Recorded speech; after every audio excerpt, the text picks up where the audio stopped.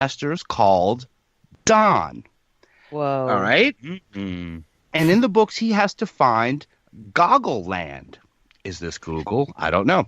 And it's Goggle Land is somewhere in Russia. Oh, Russia, Trump. Too many coincidences. Which is Goggle Land, which is a world within a world where everything's made of silver and there are marble roads. The names Baron and Don are titles rather than first names. So this Master of Masters, this Don, is a title given to him in the book, and Baron Trump is a title given to that kid with Wilhelm Heinrich Sebastian von Trump. So a lot of these adventures, they take place in a fictional underground cave in the Ural Mountains. But what is weird is that there is a large cave in the Ural Mountains, but it wasn't discovered until 1984. Yep, this Lockwood guy wrote about it, and there's no way he could have gotten that right. Couldn't it have been named later? It's not about the name, the fact that the cave even exists. No one knew that there were these caves that he wrote about that were like, I don't know, his underground adventure he went in. It's so vast, it hasn't even been fully explored. The monstrous limestone cave system inside a mountain in a remote corner of Uzbekistan. The Russians spotted an entrance to the cave in 1984, but British cavers were the first to reach it and began exploring the system in 1990. Also, the towns around the Ural Mountains were all mining towns, which also ties into a part of Baron's story about there being ant people that were like the miners there. They had ant. Oh my God. Ant people. That sounds terrible. I don't want that. Was in the westerly slope of the Upper Urals, and then it gets spit out at the end in Siberia. So he's writing about things that aren't discovered for over 100 years. Yeah, and the thing about, so you mentioned ant people. These books, like, there were a lot of books like this. Is like the time of like Jules Verne and like Alice in Wonderland, where it was like, this is weird high fantasy of, like, I don't know, young adult literature, I guess these books would be, right? Yeah. Yeah, like fantasy. They're goosebumps. Yeah. Oh, totally. Goosebumps of the time. Yeah, you had Baron Trump. But the thing is, the book was never popular. Like other stuff, like from Jules Verne or like I said, like Alice in Wonderland. Those were the books that were taking off. No one gave a shit about this. So you have to think, could Trump have just known about these books and known that there was a guy called the Don and named his kid Baron Trump? Do you look at Trump as a particularly big... He doesn't read a whole lot, I don't think. He says that he doesn't. It's a very calculated move. I don't know. Or it doesn't really reflect his personality, in my opinion. Maybe he just wants people to think. He's probably giving off the image that he doesn't read on purpose to throw everybody off the track. Because secretly he reads a bunch. Yeah. He's super Rob, you don't think that he's playing 3D underwater chess constantly? He might be. I mean, this is 4D I'd like to see it. This is 4D hidden cave underground Uzbekistan Siberian chess, man. So then what's the other? So what's the other alternative? That he is John Teeter, and that he took his son back in time, and he was just being a blowhard, and this Ingersoll guy overheard him. Dude, I mean, I just had a great thought. Sure. Baron Trump is what was his uncle's name? John Trump. Yeah, John. He got albelicked into a little boy's body. Yeah, what are you going to do without any feet? That tends to happen. And so and I don't progress him. And now he's like maybe that's his handler. Maybe Baron Trump is Don Trump's handler. And handler. That's how this whole thing is working. Like he's got the whole... I'll agree with you there, and I'll take it one further. Look at pictures of what's his name? Bannon, his former aide that helped him get elected. Look at pictures of Bannon. And look at pictures of Baron Trump. Bannon could be the future Baron Trump that has come back to help his father as an older man. Oh, my God. And the R's just got messed up, and they look like N's. Well, because they're not very creative with the names. They're either using their uncle's name or Twitter's name, or they're putting their own names back in these books. They're not very creative people.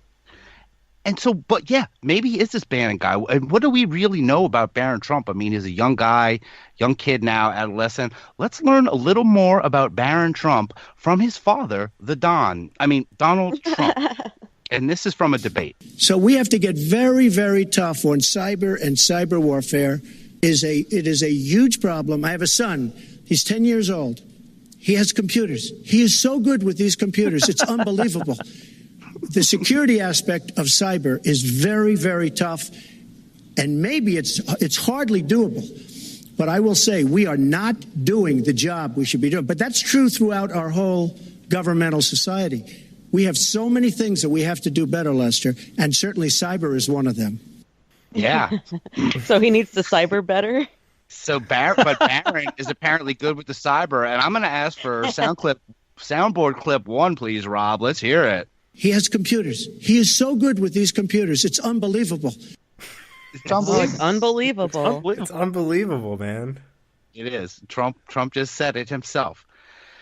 I love that clip. It's like, how many times can you say cyber in like a 45-second clip? It's so great. He has computers. He is so good with these computers. It's unbelievable. Man, it sounds like you, Rob. But here, I want to give some more about just talking about the book. So before we go on, like, what do you guys think about the whole thing with these books, like, so far, the Barron Trump books?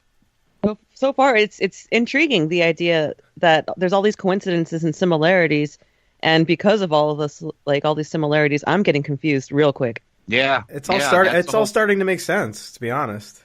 Oh, that's good for you. That's good. Rob's towards the end it's making of the time less sense travel. for me.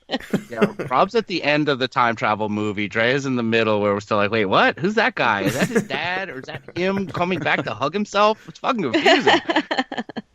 So I want to give y'all a little. Right. I want to hear from someone else.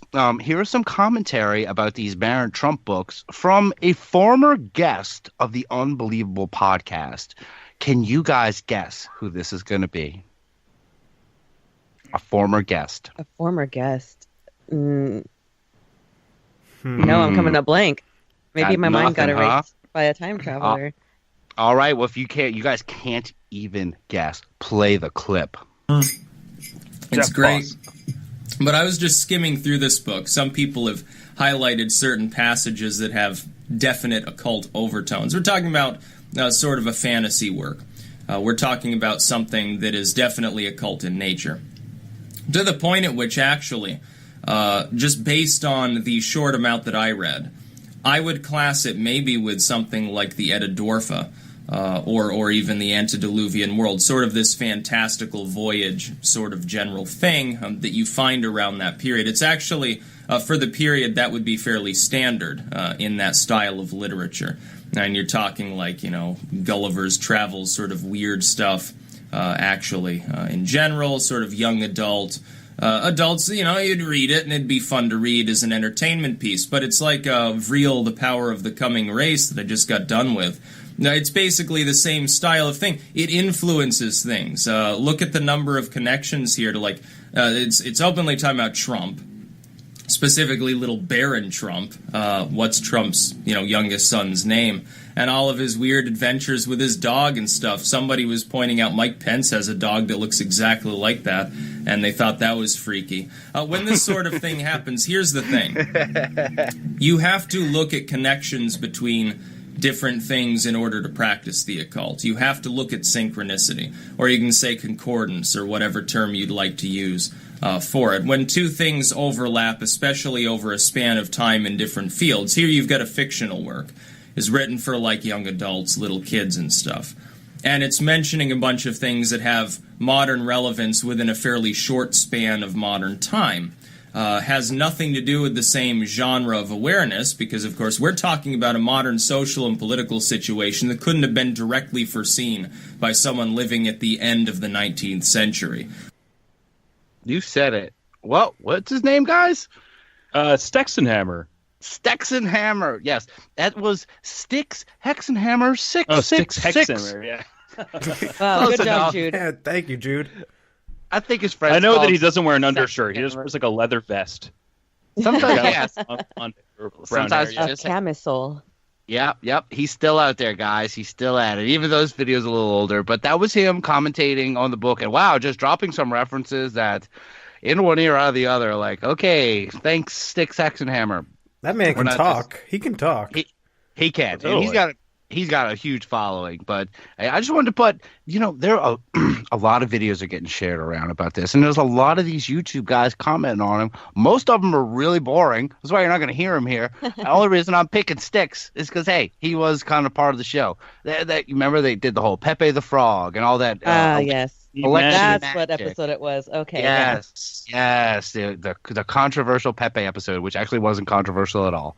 It was a great episode. Yeah, it really was. He's an interesting guy. He can, when you're talking about things like that, he can get into really interesting stuff. But he's definitely he's on a different wavelength, I think, than that we are on. Just from hearing that, would you guys agree? Yeah, sure. Slightly. Slight. Yeah.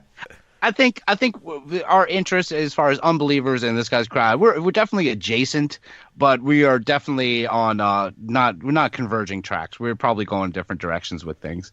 So this Ingersoll guy who wrote the book, he has another book that has more remarkable coincidences that he wrote a few books later, whatever. You know what I mean? Hey, a book is usually a year, so that's a good increment of time.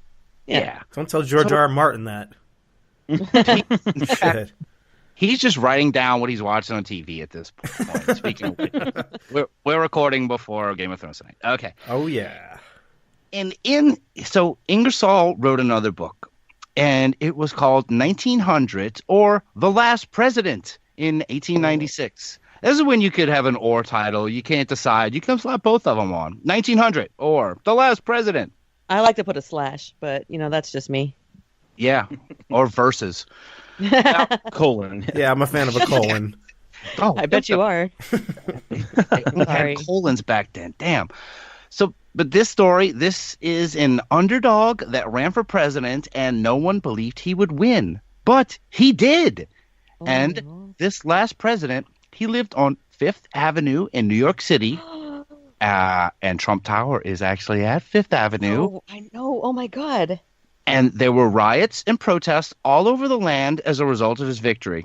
And get this, his Secretary of Agriculture was named LaFay Pence. No way. What are the And chances? there's more about it, this last president. He made his own currencies and stuff like that. But you can think about it, it's like, hey, well, maybe Trump will switch to crypto or something like that. That's a new currency. Yeah. Right? Or just print a bunch of money. That Trump counts as making new money. Trump Pence fun bucks. LaFay Pence. We're getting weirder. The guy who writes the Barron Trump books writes a book called Last President about a guy who lives on Fifth Avenue and people are rioting and no one thought he'd win. He's got a Pence working for him, and we know Pences can be anywhere. This LaFay Pence. This LaFay Pence could be the one that later marries Tim Kaine and just slaps a wig on. His name is LaFay. Ready? I mean, it's a cute name. It could just be the same Pence. Could just be the same guy. Time traveling. Well, that's the cool thing. He's more powerful than we realize. Yeah. If you go back to the post, you have to remember that Pence is he has a way better time machine. He's from further in the future, and there can be multiple Pences in our dimension. Yeah, I don't think he's human. That's why Tim Kaine's wife and Prince Prime can be on the same plane at the same time, right? It's probably, yeah, you're right. It's the same guy. I forgot about that. See, you're going to have to go back a few chapters in this. All right, Drea passed you up. We have now switched positions. So now I'm going to ask again, what do you think about these books? Did Ingersoll, did you think he met the Trumps, or was he some kind of prophet?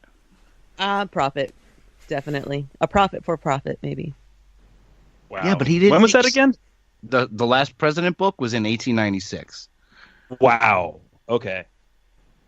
I mean, it's either he's getting information, or he is some kind of prophet. Now, a shitty prophet, because no one cared about any of these books until just a couple of years ago. It's not like they're beloved children's classics that you can find anywhere. They had to find them in the Library of Congress. They're just keeping them there just so they're proof that that people could write books in 1896. I don't know. And here's something you're not going to find anywhere. I found another little coincidence involving Ingersoll. There is a watch company named Ingersoll that was started in the U.S. in 1892. That was just a year after the first Barron Trump book was written. Ingersoll. Time pieces.